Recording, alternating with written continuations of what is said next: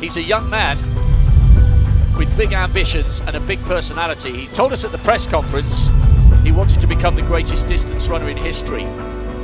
It is a punchy aspiration, but so far in his young career, he is delivering.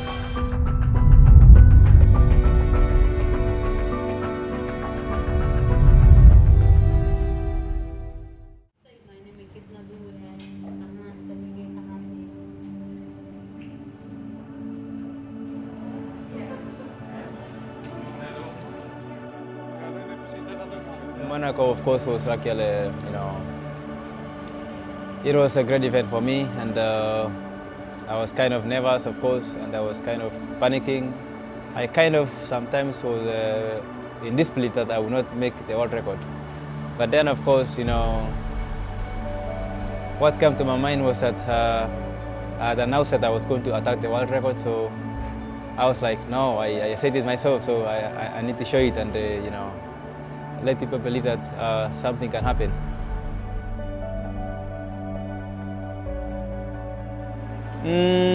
It was actually, it was not really so difficult because I had actually done enough training with my coach, with my training partners. Of course, we've been doing crazy sessions. Actually, I did like 12 special sessions before Monaco 5K. All of them are spectacular performances and spectacular world records that not anyone can touch. So, having one is really, special, and if you can have two, it's more special, Yeah.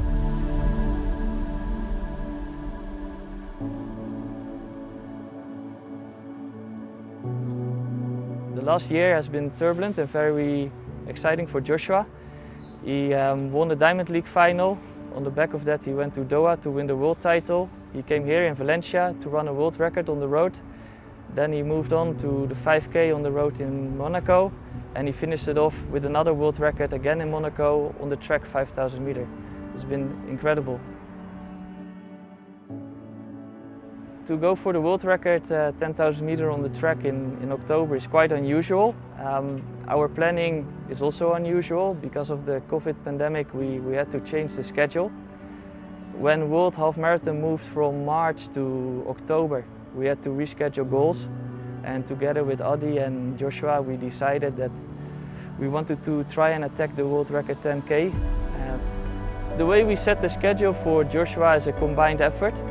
Together with Adi and Joshua, we discussed the goals and the plans for the season, and we make a planning all together.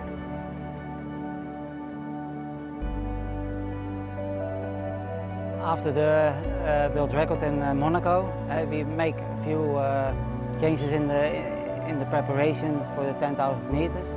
But in my opinion, training must be simple.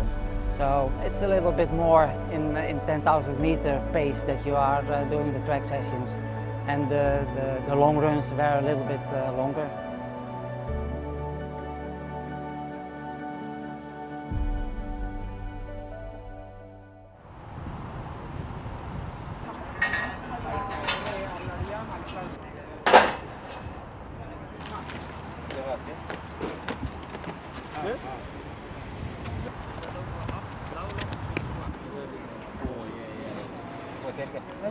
Nice to meet you. How are you? I'm the coach of the boys. Oh, good to meet you. Good job in Monaco. Oh, thank you, yeah. And nice PRs, of course, this season for you. Yeah. We have a small discussion about the lights or the formation. Light, the first lamp of the green light. I'm now coaching Joshua for 5 years. And in about the first 4 years, I was going on a regular basis to Uganda for about 3-4 weeks. In the last year, and also because of the lockdown in Uganda, I was there for more than 1 year now full time.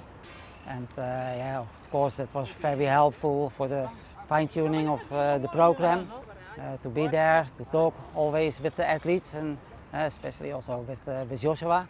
So no, that was very helpful, and this is one of the reasons that Joshua has grown to this level.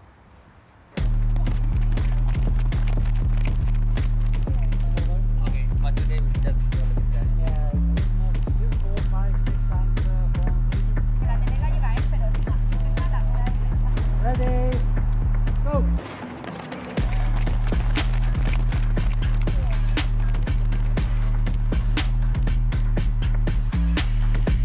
be the coach of Joshua is quite an easy job.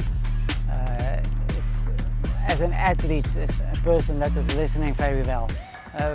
When you tell something, give a good motivation, then he's following the directions that you are giving. For me, as a coach, as a person, it's very important that I have a connection with an athlete. For me, an athlete can be maybe very talented, but when I don't have a personal connection with the athlete, then the cooperation between me and the athlete will be not very successful.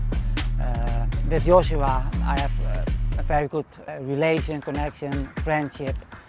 That's one of the reasons that we are, as a team, as a combination, that we are also very successful.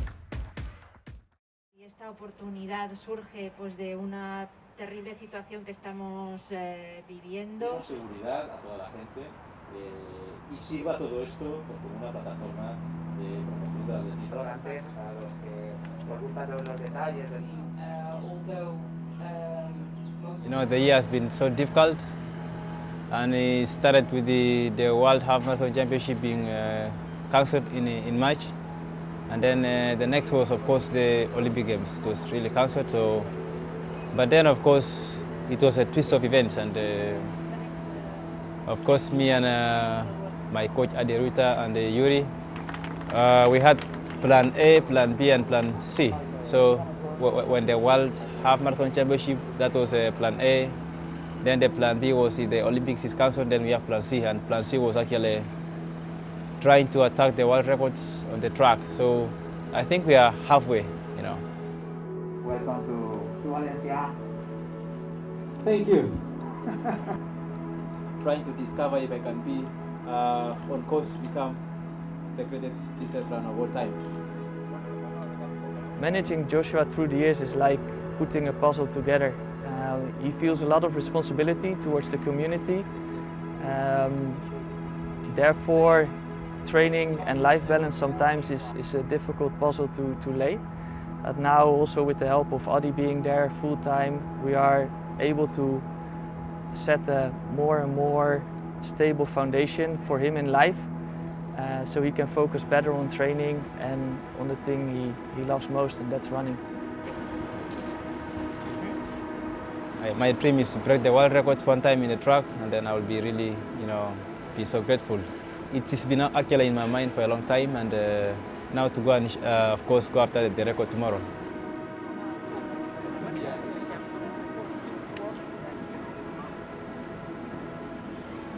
Was to attack the world record in 7 hills in 2017.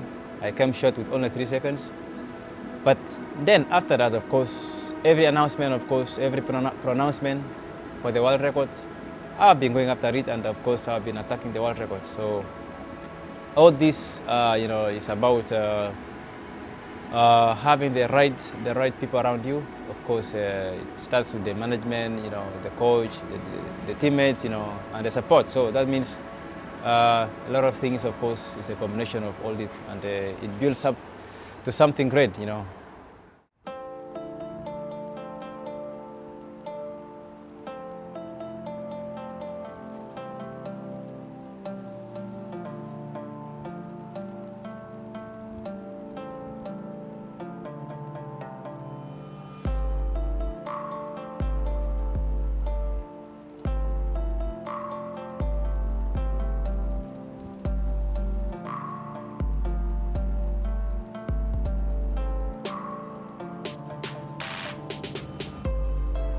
It's actually, one of the hardest world records that I think the closest person to have ever run prior to the last 10 years is, I think we've not had so many guys come under, 26:30. So that tells you how special the record is, and it's a superhuman performance that one can still do that,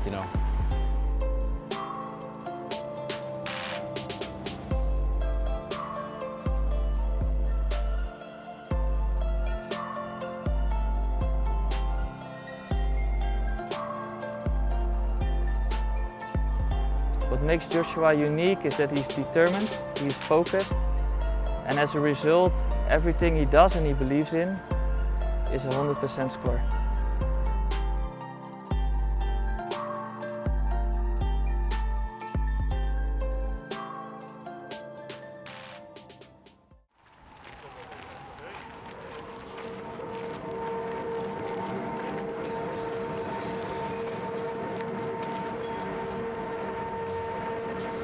Good evening and welcome to what promises to be a very special night of distance running. This is the NN Valencia World Record Day here in an intimate atmospheric Estadio del Turia in the heart of the city.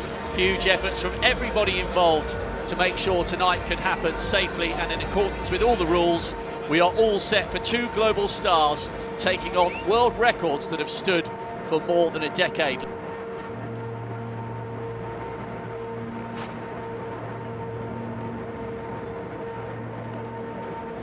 I know Joshua now for 6 years, and the way he grew as a person has been quite a transformation. In the beginning he was a shy young man, and now you can see by time his confidence is growing, and you can see, you know, a responsible father figure is stepping up. He's the leader of the group. He is a guy who gives back to the community. He is a guy who has love and care for his family. And he's very passionate about the things he wants to do and he believes in.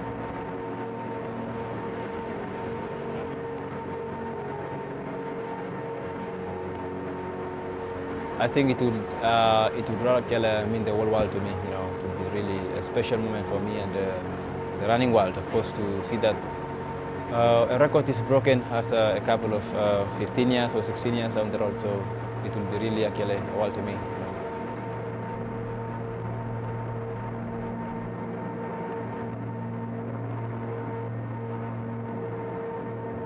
Letesenbet Gidey, third from the right-hand side. What an athlete. Silver medalist in the 10,000 metres last year. Bronze in the World Cross Country, but twice a World Junior Cross Country champion, and that really takes some doing.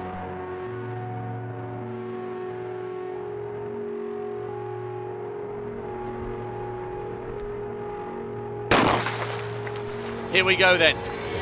Does history beckon for Letesenbet Gidey?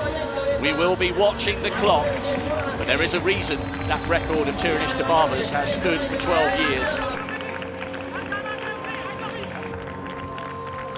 So 3 seconds outside world record pace, so she's got a little bit of work to do at the moment, Letesenbet Gidey. Well, it's been brilliant so far. Cheptegei has done a fantastic job taking her through 3,000 metres, but these laps now will really start to hurt. She's got a chance here, she really has. She's running brilliantly, her form has been maintained beautifully. She's a lovely flowing runner to watch. Now it's got to her. She's in uncharted territory here, because this young 22-year-old from Ethiopia is 400 metres away from glory. Letesenbet Gidey driving for history, driving for the line. It's going to be a new world record in Valencia. Unbelievable, 14:06. She has smashed a record that has stood for more than 12 years. There's the embrace for Cheptegei. And in a year that's been so hard for so many people, what a moment of inspiration from a 22-year-old who has just run the race of her life.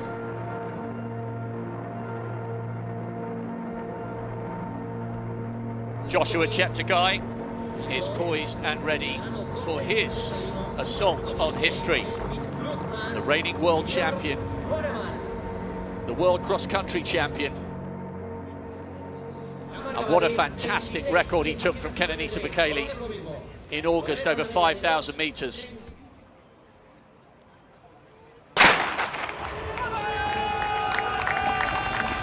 He'll be following the familiar figure of Roy Kurenveg, his job to do the early pace-making duties. This is really good from Roy. He's going to have to answer some savage questions. I was talking to his coach, Adi Ruta, and he was saying that Joshua has a massive appetite for pain. He says, I don't really need to equip him with any mental tools to try and cope with the pain. He's just born with a gift to take punishment, and that's what he's going to need to be able to do tonight. Matt Ramsden's done a good job here. 7:52. They are absolutely bang on world record pace at the moment. He needs Nicholas to keep going as long as he possibly can.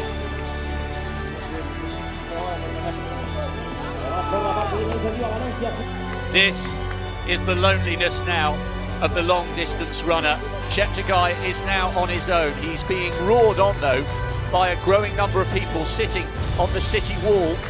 And you know what, I just noticed a little almost imperceptible acceleration there, because I think he sensed that this is getting a little bit tight. It's a glittering list of who's who in terms of the all-time greats, and that's the kind of company that Joshua Cheptegei would be in if he can somehow keep this going.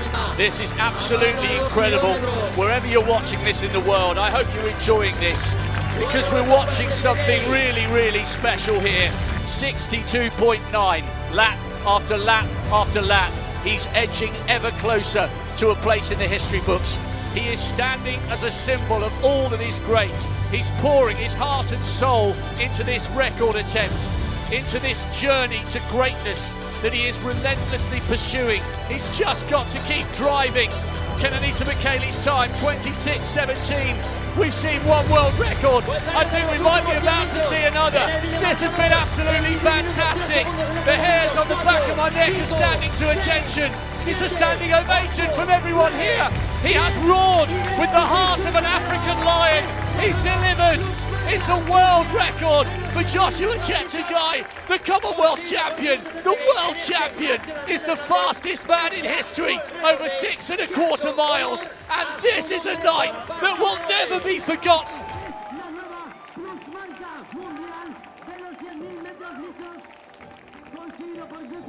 In my opinion, for Joshua, it's important that he can say at the end of his career that people are saying about him, he's one of the greatest runners we ever saw in history.